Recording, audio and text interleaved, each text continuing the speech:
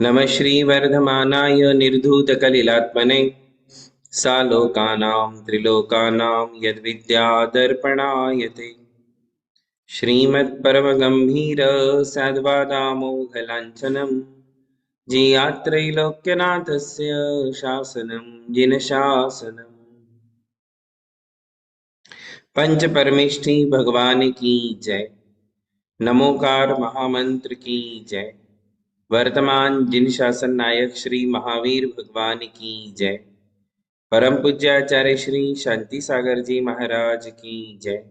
परम पूज्य आचार्य गुरुवर प्रज्ञा शमन श्री देवनंदी जी महाराज की जय। श्रीमद् जैन धर्म की जय जय बोलिए परम पूज्य मुनिश्री अमोघ कीर्ति जी महाराज की की जय। जय।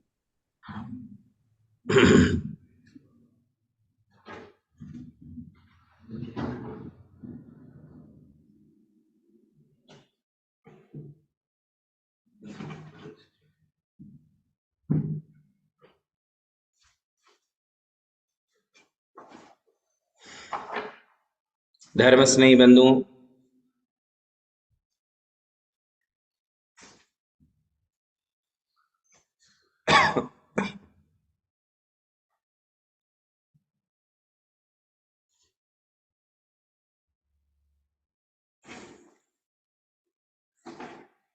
काल चक्र का स्वरूप चल रहा है।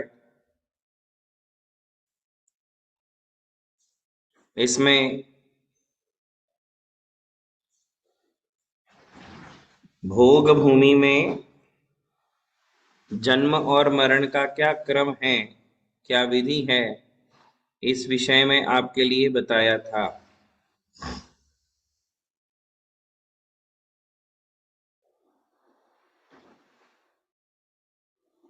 उत्तम भोग भूमि में जन्म लेने वालों को 21 दिन, मध्यम भोग भूमि में जन्म लेने वालों को 35 दिन और जघन्य भोग भूमि में जन्म लेने वाले मनुष्यों को 49 दिन शारीरिक विकास में लगते हैं। उसमें जो 7 दिन का 7 भाग किए थे हमने, 3-3 दिन के, 5 दिन के, 7 दिन के 7 भाग की 7 भागों में उसके शरीर का संपूर्ण विकास होता है। जो ट्विंस होते हैं,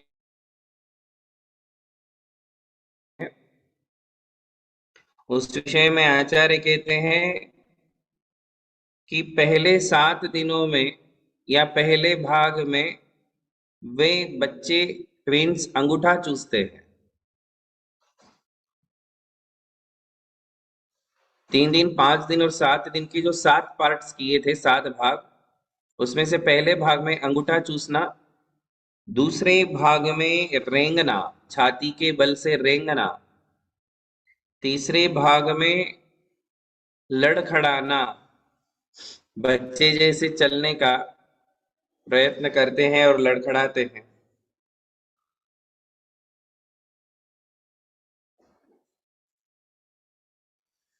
उसके बाद कहते हैं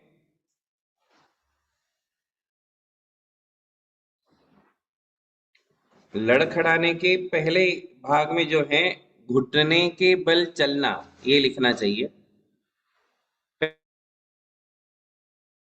पहला पार्ट जो है अंगूठा चूसना, दूसरे भाग में छाती के बल से रेंगना, तीसरे भाग में घुटने के बल चलना, घुटने के ऊपर, चौथे भाग में खड़े होने का प्रयत्न करना, लड़खड़ाना, पांचवें भाग में स्थिर गति से चलना, चलने लग जाना, छठवें भाग में सभी प्रकार की कला और गुणों को प्राप्त करना। एक मनुष्य में मैक्सिमम जितनी आर्ट्स हो सकती है वो सारी आर्ट्स उन मनुष्यों को छठवें भाग में प्राप्त हो जाती। मतलब ये समझिए कि उत्तम भोग भूमि के मनुष्य 3 दिन के अंदर सभी प्रकार की कलाओं को और गुणों को प्राप्त कर लेते हैं।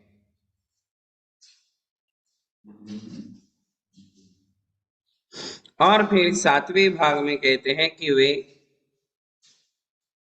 संपूर्ण तारुण्य को प्राप्त कर लेते हैं, यंग बन जाते हैं।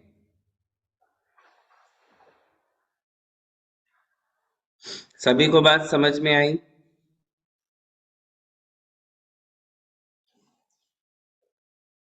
जैसे हम कहेंगे कि उत्तम भोग भूमि के जो ट्विन्स हैं वो जन्म लेने के बाद पहले 3 दिनों में अंगूठा चूसते हैं, अगले 3 दिन तक छाती के बल से रेंगते हैं, उन उसके अगले 3 दिन तक घुटनों के बल चलते हैं, उसके अगले 3 दिन तक खड़े होने का प्रयत्न करते हैं, लड़खड़ाते हैं, उसके अगले 3 दिन तक वे स्थिर गति से चलने लग जाते हैं, चलना सीख जाते हैं। उसके अगले 3 दिन तक 3 दिन में सभी प्रकार की कलाओं को और गुणों को प्राप्त।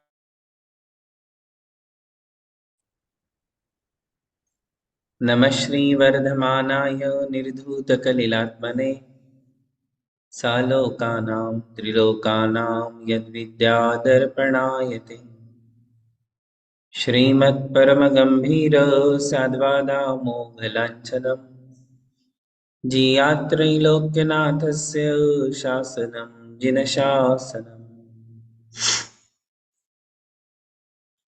पंच परमेष्ठी भगवान की जय। नमोकार महामंत्र की जय। वर्तमान जिन शासन नायक श्री महावीर भगवान की जय। परम पूज्य आचार्य श्री शांति सागर जी महाराज की जय। परम पूज्य आचार्य गुरुवर प्रज्ञा शमन श्री देवनंदी जी महाराज की जय। श्रीमद जैन धर्म की जय। मुनि श्री आसमा प्रभावक अमोघ कीर्ति जी महाराज की जय।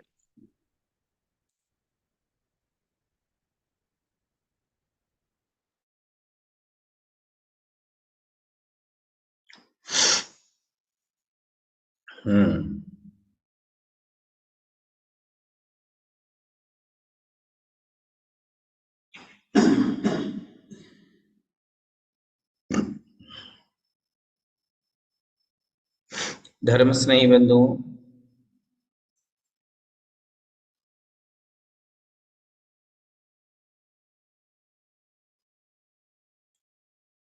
काल चक्र के वर्णन में भोग भूमि का वर्णन अपना चल रहा था। भोग भूमि में जन्म और मरण से संबंधित जो बातें थी उसके बारे में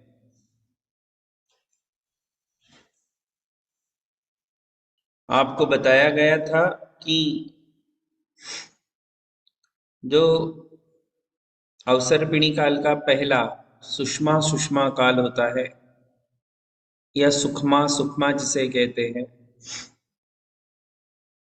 उस काल के मनुष्यों में जब आयु पूर्ण होने को होती है उसके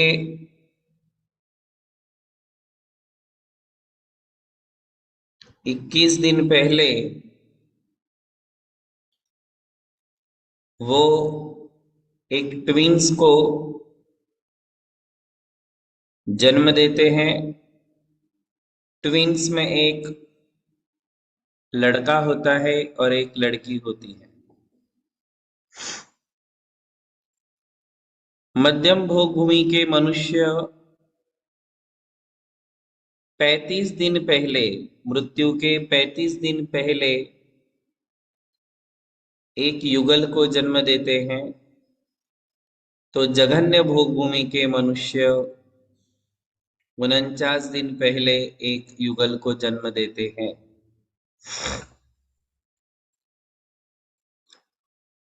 इन युगलियाओं को डेवलप होने में 7 विभाग बताए हैं। पहले काल में 3-3 दिन के 7 भाग होते हैं। मध्यम भोग भूमि में 5-5 दिन के 7 भाग होते हैं। तो जघन्य भोग भूमि में 7-7 दिन के 7 भाग होते हैं।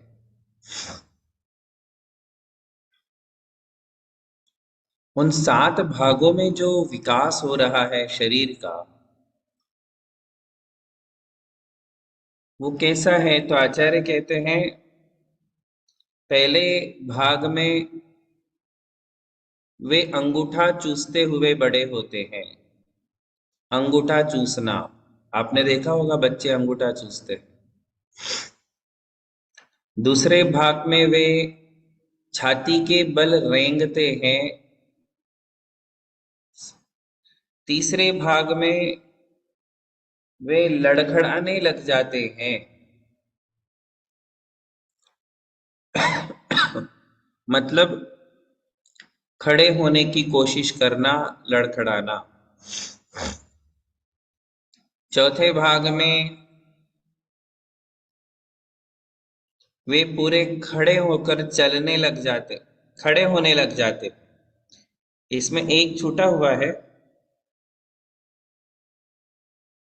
पहले भाग में अंगूठा चूसते हैं, दूसरे भाग में रेंगते हैं, तीसरे भाग में घुटनों के बल खड़े होते हैं। घुटनों के बल खड़े होते हैं। चौथे भाग में लड़खड़ाते हैं। पांचवें भाग में स्थिर गति से चलने लग जाते हैं।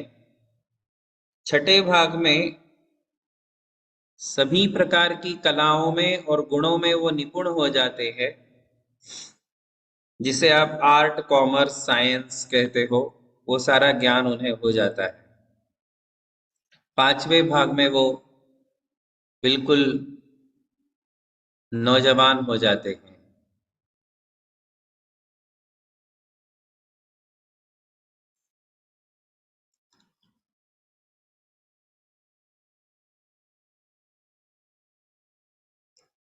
ये जो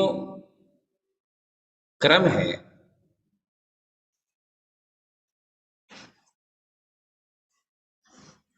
बंधुओं, भोग किसे अच्छे नहीं लगते?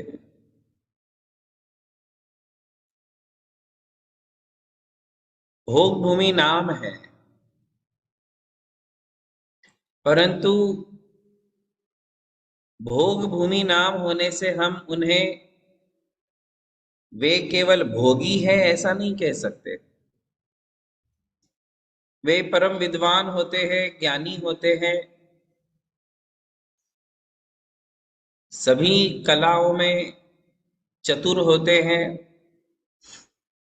एक दूसरे के साथ वे पति पत्नी जब संभाषण करते हैं, तो संभाषण भी एक दूसरे को सुख देता है, क्योंकि संभाषण में केवल भोग और विनोद नहीं होता है। ये जो कला और गुणों की संपन्नता है, उनसे संबंधित अनेक चर्चाएं उनके बीच में होती है। कई लोगों को भ्रम है कि भोग भूमि के मनुष्यों में केवल भोग वृत्ति और विलासता होती है, किंतु ऐसा हम नहीं कह सकते।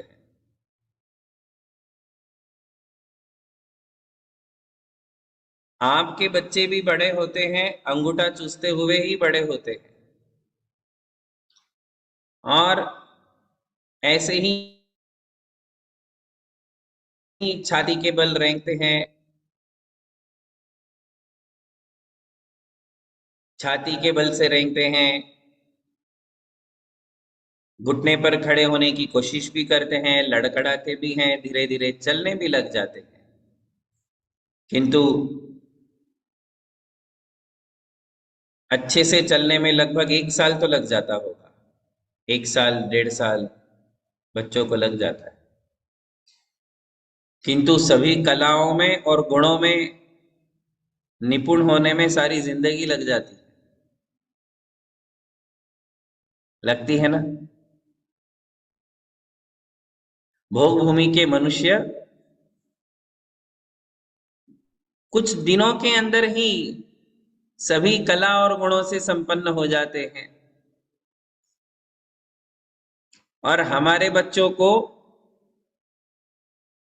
किसी एक विषय का मास्टर बनने में, प्रोफेसर बनने में 25-30 साल लग जाते हैं। एक जीवन में किसी एक विषय में ही आप प्रोफेसर बन पाते हो, दूसरे विषय में नहीं बन पाते। क्या बताओ, कितना अंतर है भोग भूमि के मनुष्यों में और आप में। हम लोग अपने पूरे जीवन काल में कितने विषयों पर पांडित्य प्राप्त कर पाते हैं, कितने विषयों के विद्वान बन पाते हैं। कोई एक सब्जेक्ट के मास्टर बनने में हमें पूरी जिंदगी निकालनी पड़ती है, और वहां वे पुण्य योग से, कैसे, पुण्य योग से, उन्हें कोई वहां कॉलेज या एक्स्ट्रा क्लासेस, कोचिंग्स, ऐसी कोई पढ़ाने वाले प्रोफेसर्स कुछ नहीं है। किंतु पुण्य योग ऐसा प्रबल है कि वे जन्म के साथ ही कुछ दिनों के अंदर सभी प्रकार की कला, गुण और विज्ञान से सुशोभित हो जाते हैं। ये वहां की विशेषता है।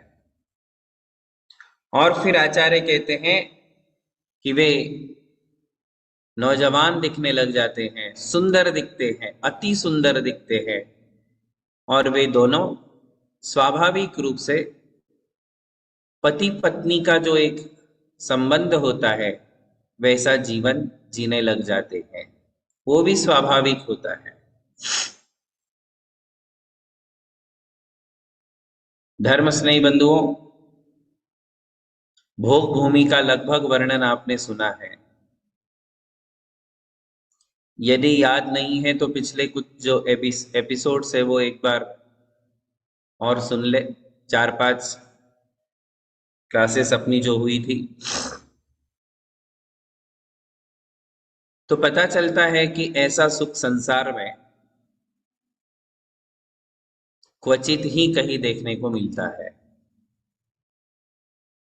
कोई कोलाहल नहीं, जीवन में तीसरे इंसान की आवाज नहीं। भोग भूमि के मनुष्यों का सुख देखिए आप, है ना। केवल 2 जने, तीसरे की आवाज भी वो अपनी पूरी लाइफ टाइम में सुनते नहीं है। केवल 2, पूरे जीवन काल। और आयु कितनी है याद है ना आपको, बताया था ना। पहले काल के मनुष्यों की 3 पल्य, दूसरे काल के मनुष्यों की 2 पल्य, तीसरे काल के मनुष्यों की 1 पल्य आयु आपको बताई थी या नहीं बताई? आयु नहीं बताई? अच्छा। तो कुछ बातें और बाकी होगी शायद,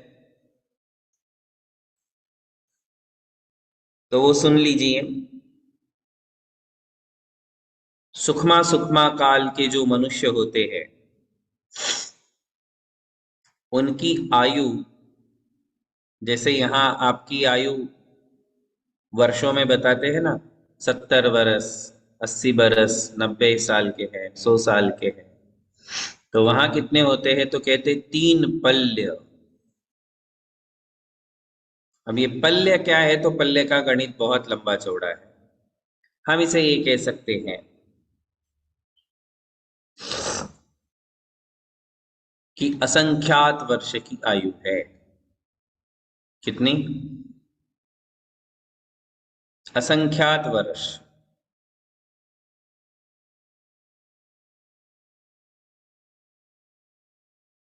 जिसको काउंट नहीं कर सकते हैं उसे असंख्यात कहते हैं, काउंटलेस। बहुत लंबी आयु। तो सुखमा दूसरे काल के लोगों की जो मनुष्यों की आयु है वो 2 पल्ले है। ये भी असंख्यात है, किंतु पहले असंख्यात से ये असंख्यात थोड़ा कम है। और तीसरे काल के यानी सुखमा दुखमा के जो मनुष्य होते हैं उनकी आयु 1 पल्ले है, जो कि असंख्यात ही है। असंख्यात होते हुए भी पहले काल से दूसरे काल के मनुष्यों की आयु कम है, दूसरे से तीसरे काल के मनुष्यों की आयु और कम है।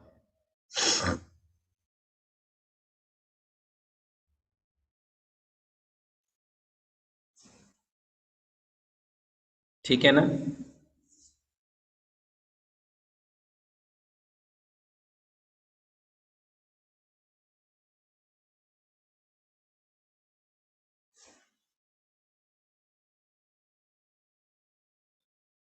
इसके अलावा आचार्य कहते हैं उनकी हाइट कितनी है। तो कहते हैं पहले काल के मनुष्यों की हाइट, धीरे से सुनना शांति से, 6000 धनुष।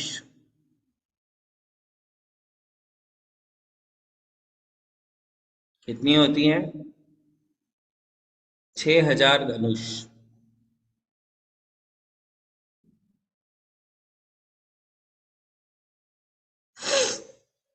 मतलब हम कह सकते हैं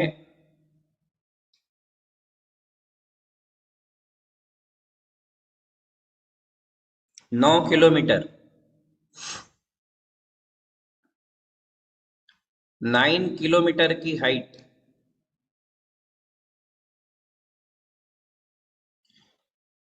यू कैनॉट इमेजिन।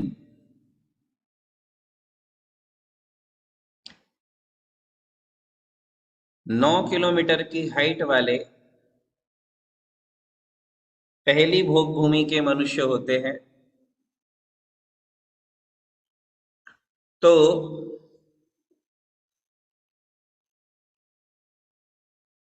4000 धनुष दूसरी भोग भूमि के जो मनुष्य है, मध्यम भोग भूमि, उनकी 4000 धनुषें यानी कि लगभग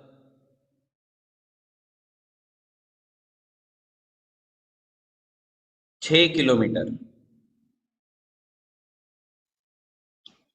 जगन्य भोग भूमि के जो मनुष्य है उनकी हाइट 2000 धनुष यानी कि 3 किलोमीटर।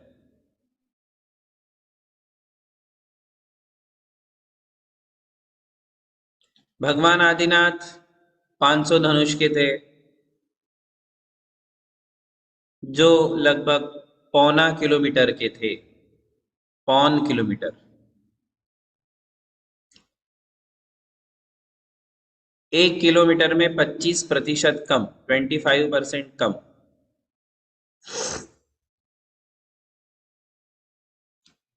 आदिनाथ भगवान 0.25 किलोमीटर के थे, सोचिए।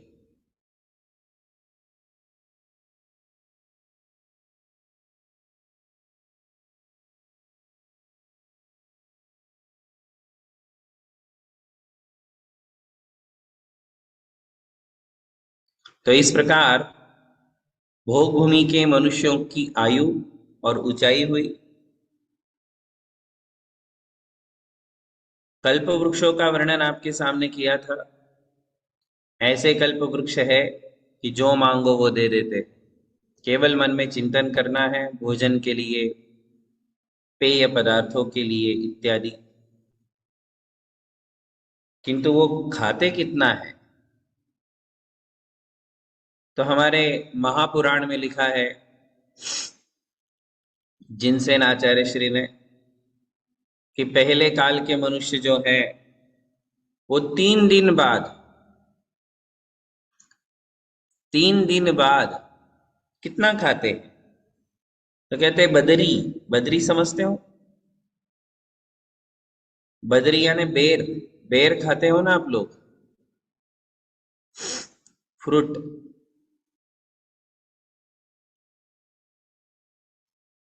बचपन में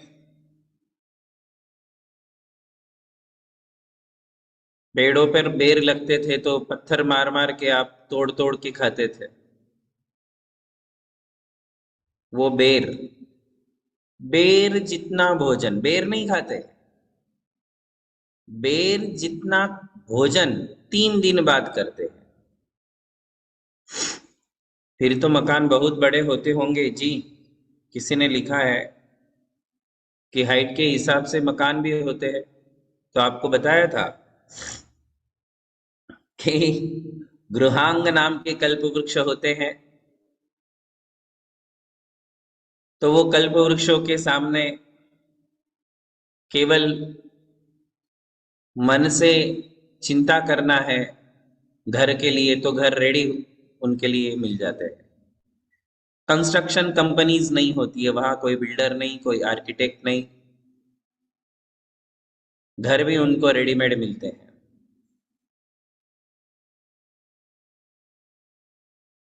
तो मैं बता रहा था 3 दिन बाद भोजन करते हैं, कितना? बेर जितना।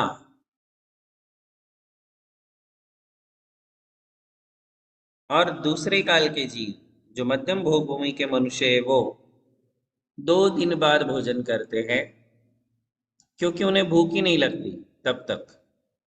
और कितनी भूख लगती है? तो इसमें कहा बेर से थोड़ा बड़ा साइज का एक बहेड़ा नाम का फल होता है, बहेड़ा। त्रिफला चूर्ण में यूज होता है बहेड़ा।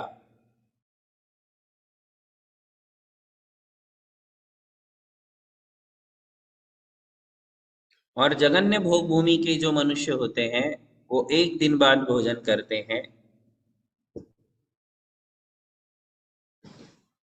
1 दिन बाद भोजन करते हैं, कितना? तो कहते हैं आंवले जितना, आंवले की साइज जितना।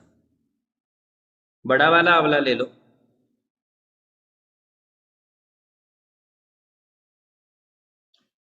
आंवले की साइज जितना जो है उनका भोजन होता है।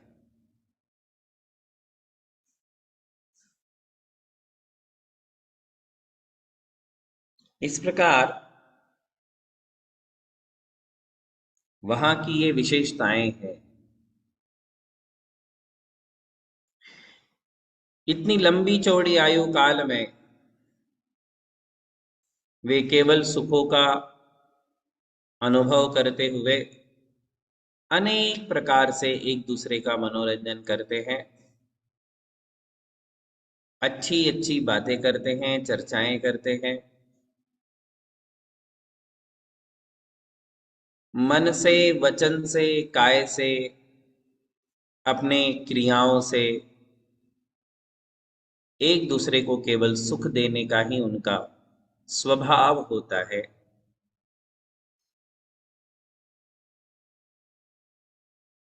और जब उनकी आयु पूर्ण होने को होती है तो पुनः वे एक युगल को जन्म देते हैं। जन्म देने के बाद बच्चों का मुंह देख लेते हैं, और मुंह देख करके महिला को छींक आती है, और वो छींक में अपने प्राणों का विसर्जन कर देती है। पुरुषों को यौनिंग होती है, जम्भाई जिसे कहते हैं, और उसके साथ ही वो अपने प्राण छोड़ देते हैं, शांति से प्राण चले जाते हैं। और मर करके वे दोनों स्वर्ग में ही जन्म लेते हैं। स्वर्ग में यानी देवगति में ही वे जाते हैं। भोग भूमि से मरने वाले मनुष्य नियम से देवगति में ही जाते हैं, उनकी दूसरी कोई गति नहीं।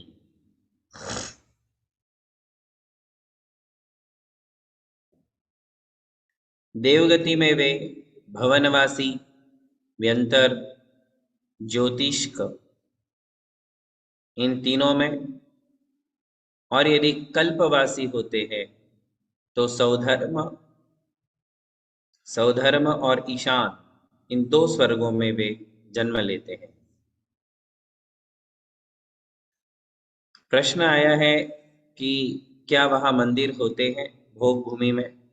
तो ये पहले भी आपको शायद बताया था कि वहां किसी प्रकार का कोई कर्म नहीं है।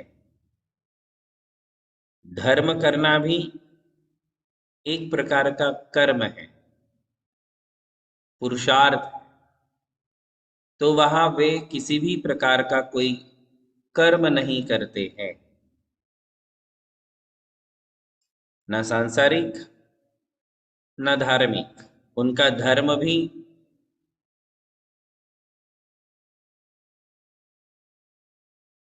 सम्यक्मय होता है, भावमय होता है, क्रियामय नहीं होता। इसलिए भोग भूमि में मंदिरों का वर्णन नहीं है।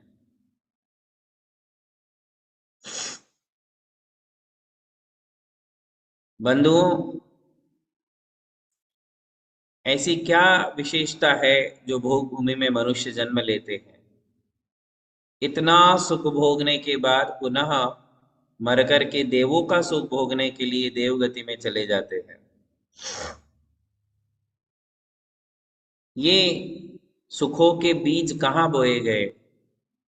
तो आचार्य कहते हैं, भोग भूमि के मनुष्यों ने पूर्व भव में कर्म भूमि की पर्याय में, जहां आप आज हो, जिस पर्याय में आज आप हो, बंधुओं, यहीं से भोग भूमि के भी बीज बोए जाते हैं।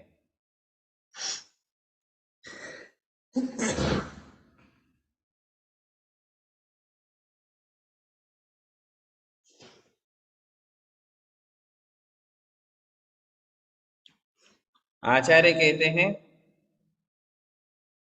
साधु दान समायुक्ता भवन्ते ते सुमानुषाः।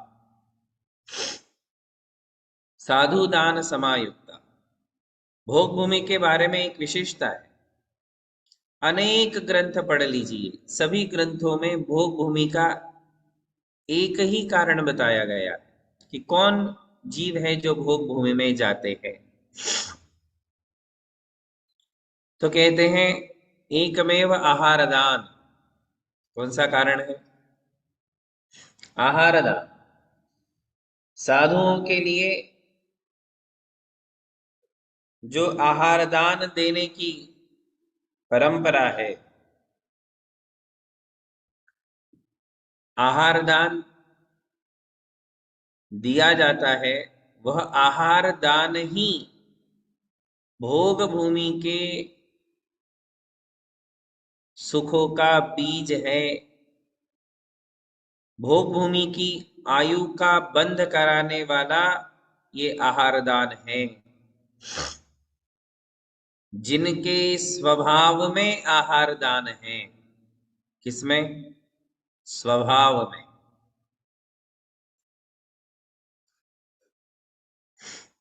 उन लोगों के लिए भोग भूमि की आयु का आश्रव और बंध होता है।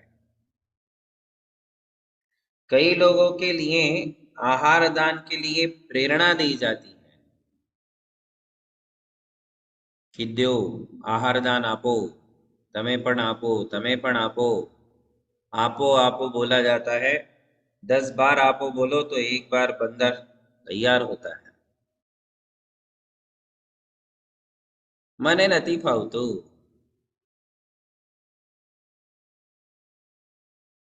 अनेक कारण है जिनसे आहार दान से जी चुराते हैं।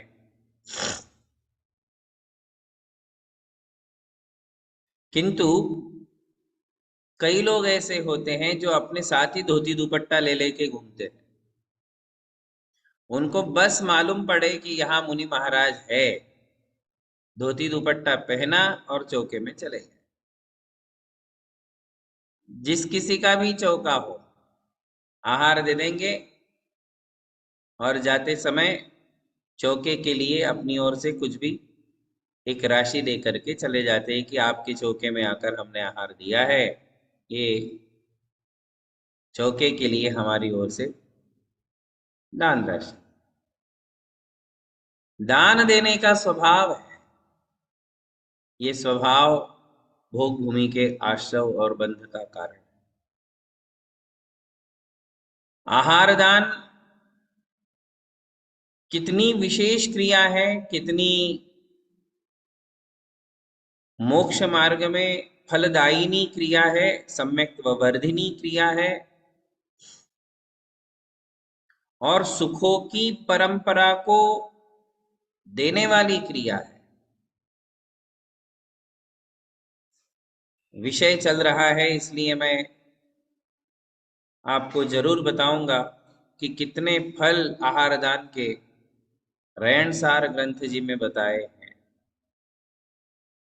आहार दान का प्रकरण अपना हो चुका है ना,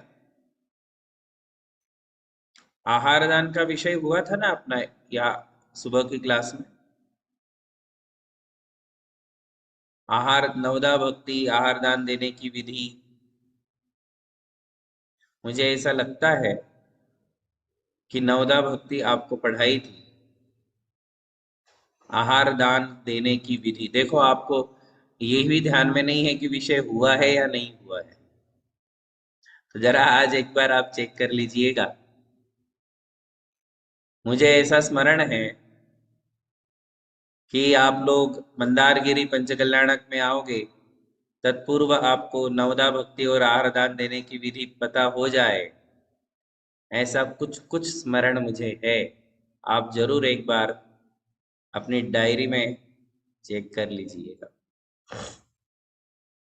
तो कुल मिलाकर के ये आहार दान कितना श्रेष्ठ है कि यहां से जाकर के भोग भूमि में असंख्यात वर्षों तक सुखों को भोगना, उसके बाद भी पुण्य खत्म नहीं हुआ, अभी भी पुण्य कह रहा है कि बोलो कहाँ चलना है, तो वहां से मर करके देवों के सुखों को भोगता है।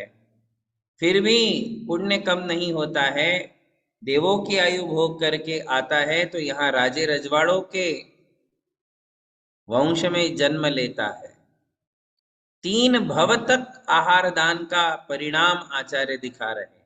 3 भव तक मतलब इस भव में आपने आहार दान दिया तो अगले 3 भव, तो उसमें पहला भव भोग भूमि का, वहां सुख भोगो, उसका अगला भव देवों का, वहां सुख भोगो, और वहां से आकर यहाँ सामान्य वैश्यों के घरों में नहीं, राजवंशों के घरानों में जन्म लो, यहाँ का भी सुख देखो।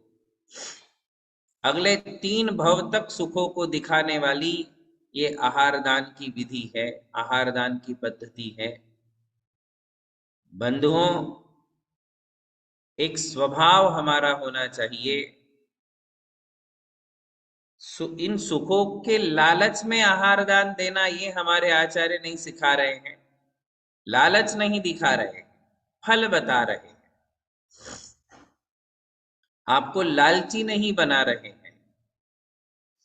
इन सुखों का स्मरण करके आहार दान दो ये नहीं बता रहे हैं। आहार दान देते समय तो साधुओं के गुणों का स्मरण होना चाहिए, साधुओं की तपस्या, साधुओं का संयम, साधुओं का त्याग, इन गुणों को ध्यान में रखते हुए और अपने गृहस्थ जीवन को सार्थक बनाने के लिए हमें आहार दान देना चाहिए। बीज तो अपने आप बो जाते हैं, फल तो अपने आप मिल जाते हैं, उनकी कामना करने की आवश्यकता नहीं है। आहार दान देते समय अनपेक्षितोपचारो, ऐसा लिखा है कि हर प्रकार की अपेक्षा को छोड़ करके आहार दान दो। केवल साधुओं के वैयावृत्ति के भाव अपने मन में रखो कि मेरे आहार दान से साधुओं की साधना, त्याग, संयम, तपस्या निर्विघ्न रूप से चले, ऐसी भावना मन में संजोकर आहार दान दिया जाता है। मुझे भोग भूमि और देवों का सुख मिले, ऐसा भाव रख करके कदापि आहार दान नहीं देना चाहिए। तो इस प्रकार भोग भूमि के मनुष्यों को आहार दान के परिणाम स्वरूप जो सुख प्राप्त होते हैं, उसका वर्णन यहाँ समाप्त हुआ। आज बहुत सारी बातें आपको बताई है। जरा पिछली क्लासेस जो हुई है शुरू से लेकर के, उन सबको आज एक बार अपनी डायरी में आप सब लोग देखिए, या फिर YouTube की जो ये लिंक है जहाँ पर ये सारे प्रवचन अपलोड हो जाते हैं, वहाँ जा कर के आप जरूर देख लें। आप सभी के लिए बहुत बहुत आशीर्वाद है। आज की क्लास को यही विराम देते हैं। बोलिए महावीर भगवान की। परम पूज्य धर्म दिवाकर आत्मा प्रभावक मुनि श्री अमोक कीर्ति जी एवं अमर कीर्ति जी महाराज की जय। नमोस्तु नमोस्तु नमोस्तु गुरुदेव।